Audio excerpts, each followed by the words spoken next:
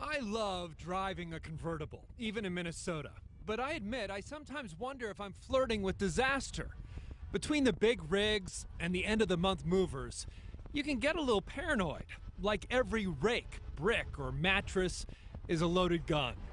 And yet, for most of us, most of the time, we change lanes, we move on.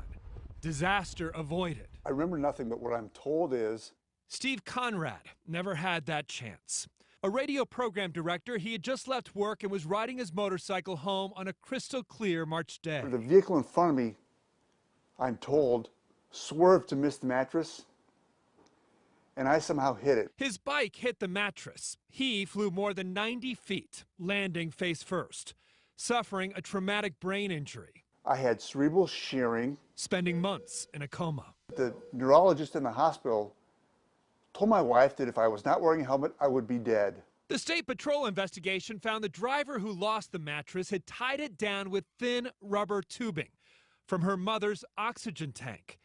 The driver was charged with a misdemeanor. I'm frustrated by the ridiculousness of what someone else's negligence would cause upon me. You see it all out here. You never know what you're going to come across. Julie Todora picks up the negligence all day long. The rush hour flotsam and jetsam. Could be anything from mattresses, tires, people hauling construction material, anything. More than 7,000 items a year are picked up off Twin Cities metro freeways. 5,000 items so far this year alone. The traffic cameras often capture the aftermath. A truck incinerated after a mattress gets stuck underneath it and catches fire. A Star Tribune delivery truck makes a little news, driving off the highway to avoid a bucket off a skid loader. And then there are the horrifying pictures and video, just a click away.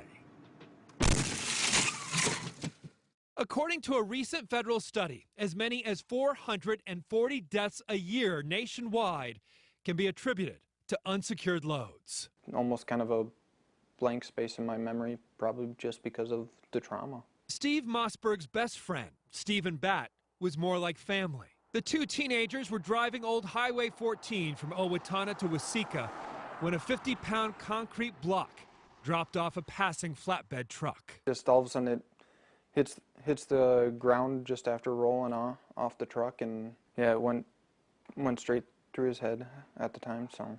His best friend died instantly. The driver of the truck charged with criminal vehicular homicide.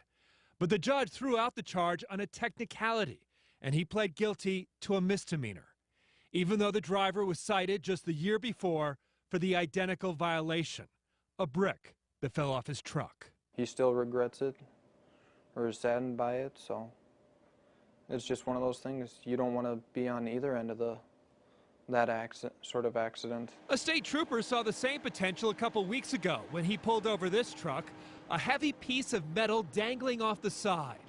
But because it didn't actually fall off the truck, the driver just got a warning, not a ticket. And yet commercial vehicles operate under a strict set of rules. 4,000 trucks come through this checkpoint near the Wisconsin border every day. The State Patrol finds surprisingly few violations for unsecured loads. The industry is very good at policing themselves, and it's the exception more so than the rule. And the numbers back that up. For commercial vehicles, on average, the State Patrol issues about 136 tickets and 325 warnings a year for unsecured loads. But individual motorists, you and I, we get more than twice the number of tickets and 5 times the number of warnings. Why aren't the regulations as tight for consumer vehicles as they are for the truckers? Well, that's a really good question, and the only answer I have is because the legislature hasn't passed anything to tighten it up. Oh, and here we go. There we go. There we go. We got a load all over the highway. But the Fox 9 investigators wanted to put a few theories to the test. Just how easy is it for a load to become loose off of a truck?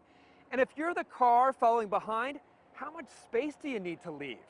So we came here to the Minnesota Highway Safety and Research Center at St. Cloud State to put those theories to the test. Our test object is a mattress, one of the top freeway debris items. Someone really would tie their mattress down with 2 pieces of twine at either end. I mean, this is Again, not so ridiculous. When we go to the big box stores, if they have anything available for us, lots of times that's what it is. Or again, what we have in our garage. We quickly learned we don't have to drive very fast for the mattress to fly off. Not even freeway speeds. At 45 miles per hour, 35, even 25. It happens every time. Did that surprise you that at just 25 to 30 this was flying? It did and it didn't. We would think that it would stay on a little bit better given the weight of it, but the part that we forget about is that lift that it has coming off the vehicle. Instead of twine or even bungee cords, the experts say you should use nylon ratchet straps. Very strong material, easy to use, readily available. There is some basic physics at work here. Objects in motion stay in motion. What we have in front of us is a trailer full of some typical household items. A 20-pound object traveling at 55 miles per hour will hit you and your car with the force of 1,000 pounds at impact. Looking down the roadway at least 12 to 15 seconds in front of you, not just off the bumper of that car in front of you. What they call situational awareness is always key. And leave enough space between you and that tipsy-looking load. Follow the 3-second rule. 1001, 1002, 1003, so we're just about at 3-second following distance. So if something came off of that vehicle at this speed right now that we're at, we likely would be in a situation to safely avoid that.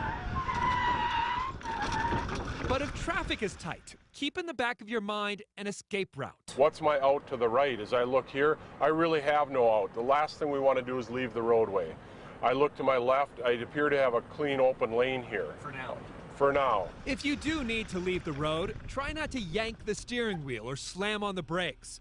Keep the steering wheel steady and slowly roll to a stop. Now, evasive maneuvers are not for everybody because those are things that can be very dangerous when we think about overcorrecting. It seems like you also have to make a calculation of what's flying out. The safest alternative might be just to brake, maintain our path of travel. There's an awful lot of common sense to this just by taking the time to adequately secure a load with the proper straps. Because the stakes could not be higher on our highways. And with so many distracted drivers, the margins could not be slimmer. One of the best friends you could ever have. All it took was one poor decision and a fraction of a second for Steve Mossberg to lose a lifelong friend and for Steve Conrad to have his life changed forever. There's also a part of me that knows, ugh, dang it. For the Fox 9 investigators, I'm Tom Lydon.